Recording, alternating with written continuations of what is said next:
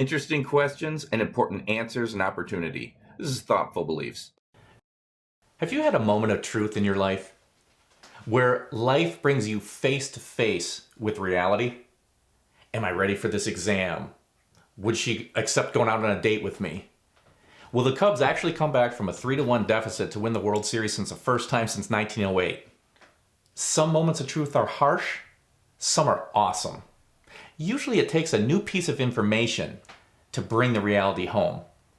And unfortunately, some of the information we're going to show next will be new to many. You might be surprised to find out there's only a handful of options as far as what could be the cause of the universe. In all the scientific and philosophical literature, there's only 4 general ones given. And with the new discoveries in science, the scoreboard lights up. Now, the universe having a beginning, again, only leaves 2 options. Either there was a purposeful, intelligent cause, or there wasn't. It was just pure nature and chance. And again, the different belief systems divide very cleanly on this issue. Let's start off on the belief systems. What are the options as far as if you just think it's nature and chance, if there's no purposeful, intelligent agent involved? There are many people that still think there's a natural cause to the universe. Some of the ideas in this are like quantum vacuum fluctuations created the universe. Or a lot of Eastern religions believe that all the God and the universe is all one. That's kind of all wrapped up in a natural cause of the universe. But science has already disproven a natural cause. If it's all of nature that came into existence, nature can't create itself. It'd be like you giving birth to your parents, as Dr. Turek likes to say. So when you want to say X creates Y, that makes sense. To say that X creates X is nonsense. If all of nature is what came into existence, you have to have a cause that's outside or transcends nature. So a natural cause, it's been disproven.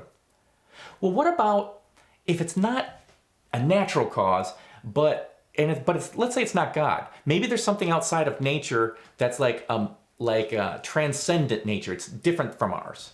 Like, for example, maybe it's part of a multiverse, so there's some kind of different nature there. So what about something like that? Again, with the evidence that we now have, there's fatal flaws with that. The problem is, the nature of nature is it's ceaselessly changing.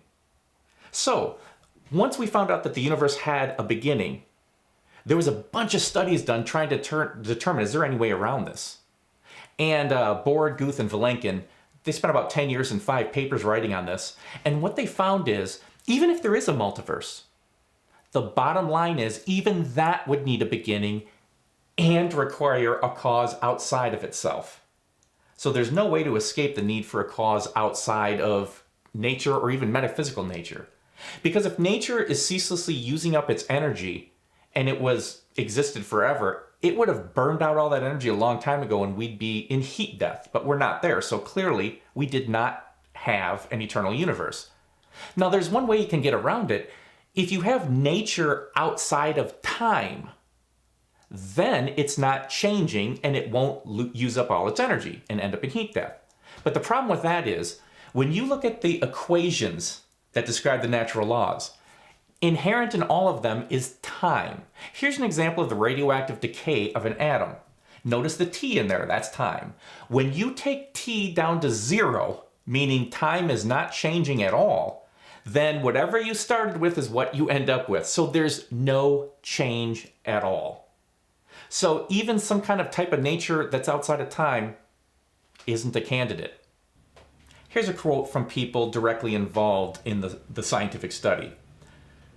"The world began abruptly in an act of creation. That there are what I or anyone would call a supernatural forces at work is now, I think, a scientifically proven fact." That was from astronomer Robert Jastrow and echoed by astronomer, physicist, mathematician Sir Arthur Eddington and others. So what's left out of all the possibilities written about in scientific or philosophical literature? What are possible causes of the universe? There's only 2 left. One is abstract objects. Abstract objects, some things proposed like swirling mathematical points, or Stephen Hawking in The Grand Design said a law like quantum gravity. These abstract objects could have brought the universe into existence. But there's a problem. By definition, abstract objects don't cause anything. They cannot create physical change. As Oxford mathematician John Lennox stated, the laws of arithmetic never added anything to my bank account. Abstract objects don't exist in cause and effect relationships. They don't have the potential to make any physical change. And let's look at a law of gravity. Here's the law that can show you a force of gravity between a couple objects. Now here's the thing. If there is no nature in existence, M1 and M2, those are both masses. They go to zero. When that goes to zero, then the force in that equation goes to zero. Nothing happens. Abstract objects could not be a cause of the universe.